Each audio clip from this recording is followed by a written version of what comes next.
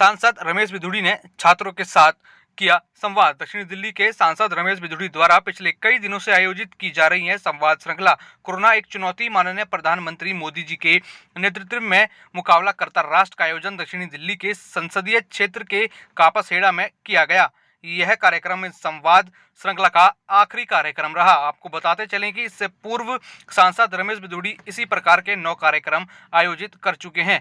इन कार्यक्रम में केंद्रीय मंत्री अर्जुन मेघवाल, भूपेंद्र यादव शामिल हो चुके हैं। इस कड़ी में आगे बढ़ते हुए कापासेड़ा में छात्रों के साथ संवाद का कार्यक्रम का आयोजन किया गया। यहाँ छात्रों को संबोधित करते हुए सांसद रमेश बिधूड़ी ने कहा कि प्रधानमंत्री नरेंद्र मोदी ने नेतृत्व में अपने देश ने कोरोना में डटकर मुकाबला किया। उन्होंने कहा कि भारत की दूसरी बड़ी आबादी वाला देश है। इतनी बड़ी जनसंख्या में राष्ट्र को केंद्र सरकार ने कोरोना में बखूबी हिफाजत से रखा। यह इसलिए संभव हो पाया, इसके पीछे प्रधानमंत्री नरेंद्र मोदी की दूरदृष्टि। यह पूरा कार्यक्रम छात्रों के लिए आयोजित किया गया, जिसमें छात्रों की आने वाली जो नई स्कीम है, प्रधानमंत्री नरेंद्र मोदी द्वारा जो शिक्षा नीति निकाली गई है उसके बारे में भी बात की गई। इस कार्यक्रम में पूर्व क्रिकेटर और पूर्वी दिल्ली से सांसद गौतम गंभीर भी मौजूद रहे। उन्होंने भी छात्रों के साथ संवाद किया और साथ ही साथ संगठन महामंत्री सिद्धार्थन भी मौजूद रहे। उन्होंने भी छात्रों के सामने अपनी बात रखी और उनका मनोबल बढ़ाया कि किस तरीके से कोरोना काल के चलते प्रधानमंत्री नरेंद्र मोदी ने ऑक्सीजन पहुंचाई, हॉस्पिटल में बेड पहुंचाए और लोगों को इस संकट से बाहर निकाला। क्योंकि अगर इस कमरे में या इस हॉल में जो भी व्यक्ति बैठा है, अगर उसकी नीयत सच्ची है तो वो लोगों को बताएगा कि किस पार्टी ने, किन नेताओं ने दिन रात एक करके लोगों की जिंदगी बचाने की कोशिश करी है और किन लोगों ने सिर्फ राजनीति करी है। क्योंकि राजनीति करने के लिए तो पूरी उम्र है। अगर आप देश के लिए कुछ करना चाहते हैं, क्योंकि बहुत बार ये सवाल पूछा जाता है कि मन समर्पित और ये जीवन समर्पित, चाहता हूं माटी तुझे कुछ और भी दे। इस भाव से नरेंद्र मोदी जी काम करते हैं। इस कोरोना महामारी में माननीय प्रधानमंत्री जी और हमारे आज यहाँ पर छात्रों के साथ संवाद किया गया, किस तरीके के जो है उनको ज्ञान दिया गया। कोरोना संकट काल में जो देश के प्रधानमंत्री जी ने किया है कोरोना पर काबू पाने के लिए, उसको टूल किट के माध्यम से, भ्रम फैलाने के माध्यम से, बरगलाने के माध्यम से अनेकों प्रकार के लोग कोरोना से लड़ने की बजाय मोदी जी से विपक्ष लड़ने का प्रयास कर रहा है। उन सबको चाहिए कि मोदी जी ने जो देश के 125 करोड़ लोगों की जान बचाने के लिए कदम उठाए हैं, वो चीज़ों के लिए वो बात करें।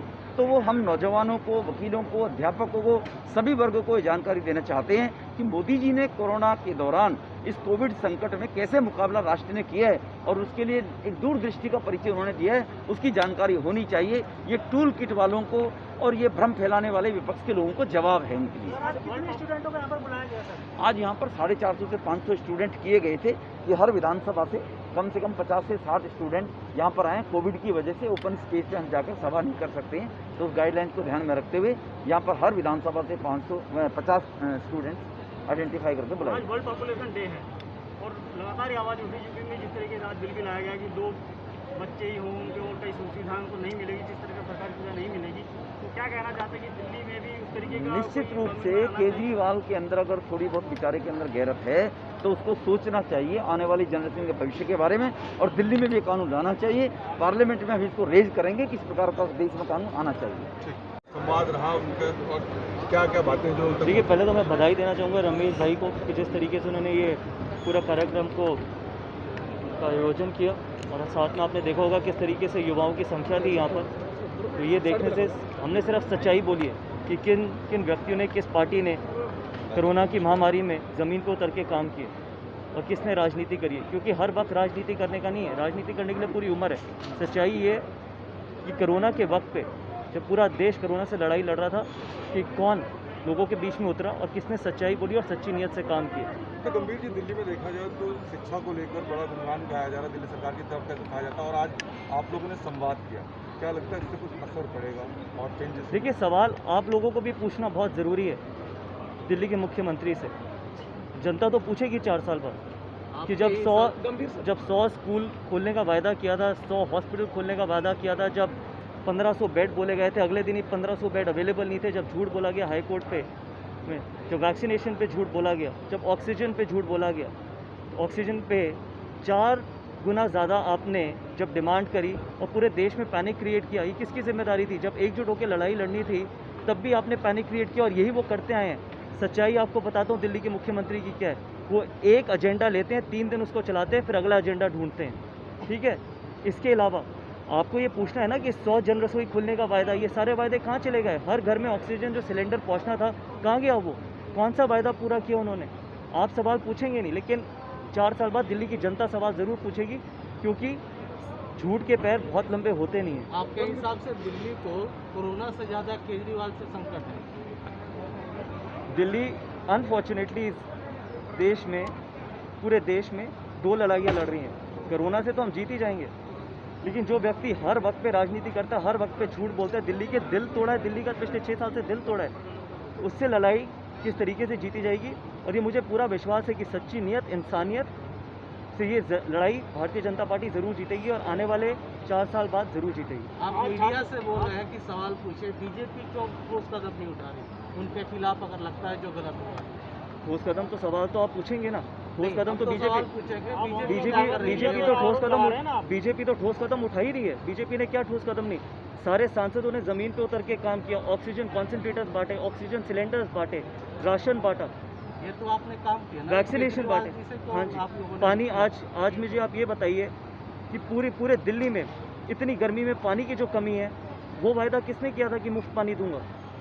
सवाल तो भारतीय जनता पार्टी उठा ही रही है और उठाएगी भी, लेकिन उस सवाल को सीएम तक पहुंचाना वो आपकी भी जिम्मेदारी है। सर, क्या आपने कभी पहुंचने की कोशिश की सीएम तक? क्या कभी आपने तो सीएम तक पहुंच के कोशिश की, क्योंकि आप भी सांसद हैं, तो सीएम से एक बार वार्तालाप पहुंचा उसके पास जाता है जिसकी नीयत साफ हो, पहुंचा उसके पास जाता है जो मिलके काम करना चाहता हो। रमेश भाई यहाँ पर खड़े हैं, मैं यहाँ पर खड़ा हूँ। हमने जब वीसी में उनसे जो डिमांड करी थी, उन्होंने बोला था कि हम 2 लाख लोगों को रोज़ खाना खिला रहे हैं। हमने सिर्फ एक सवाल पूछा था कि आप अपनी रसोइयों के एड्रेस बता दीजिए, जिससे जाके हम देख सकें किस तरीके का खाना मिल रहा है। 1 साल हो गया, एक भी रसोई का एड्रेस नहीं दिया गया। ये बोला गया कि जब हमने वहाँ पर कोविड सेंटर खोला कम्युनिटी हॉल में, उन्होंने बोला कि कल तक आपको परमिशन मिल जाएगी। 1.5 साल हो गया, जितना सारा सामान था वो वापस दे दिया गया हॉस्पिटल को, हमने जो अपनी जेब से खर्च किया था। ऐसे व्यक्ति के पास जाके हम बात करें जो हर वक्त पे झूठ बोलता है, हर कदम पे झूठ बोलता है। मिलके काम करने का मतलब ये होता है कि आप एक दूसरे के साथ मिलके दिल्ली की जनता का दर्द बांटें, ये नहीं कि हर वक्त पे राजनीति करें। ये बताएं, यहाँ पर बहुत छात्र आए, यहाँ पर स्पोर्ट्स भी बनेंगे, ये स्पोर्ट्स मैनेजर होंगे, डॉक्टर भी बनेंगे, सब बनेंगे। इसलिए मैंने सारे छात्रों को ये बोला। यमुना स्पोर्ट्स कॉम्प्लेक्स की जो बात आ रही है, आपने इसको बनवाने की बात करी थी, हाँ। तीरंदाजी की जिस तरीके से उन्होंने किसी ने वो मैंने बिल्कुल साफ कर दिया जी कि सिर्फ उस ग्राउंड को अपग्रेड किया गया, वो कोई ग्राउंड आर्चर से लिया नहीं गया। और हाँ जी, एक चुनाव सेकंड में वादा किया था कि क्रिकेट का स्पोर्ट्स हमारा बन गया, भाई आप वो साहब, अलग से बनाएंगे या फिर एक सेकंड, अगर एक फैसिलिटी 2 या 3 स्पोर्ट्स में इस्तेमाल होती है तो उसका आप बेहतर इस्तेमाल कर सकते हैं ना। इवेंट अगर आर्चरी का इवेंट होगा तो आर्चरी होगी वहाँ पर, जब क्रिकेट का इवेंट होगा तो क्रिकेट होगी वहाँ पर। अगर हम हमने सिर्फ क्रिकेट का बनाया, ना सिर्फ आर्चरी का बनाया, अगर साल में इतनी बड़ी बेहतरीन चीज़ बनाई है, उधर सिर्फ एक ही इवेंट हो आर्चरी का, तो बाकी टाइम पे कैसे इस्तेमाल हो? तो इसलिए आर्चरी और आर्चर्स को मैं यही बोलना चाहता हूँ कि ऐसा कुछ नहीं है, उनके सारे बड़े इवेंट वहाँ पर होंगे और वर्ल्ड क्लास स्टैंडर्ड का स्टेडियम बनाया गया उनके लिए भी।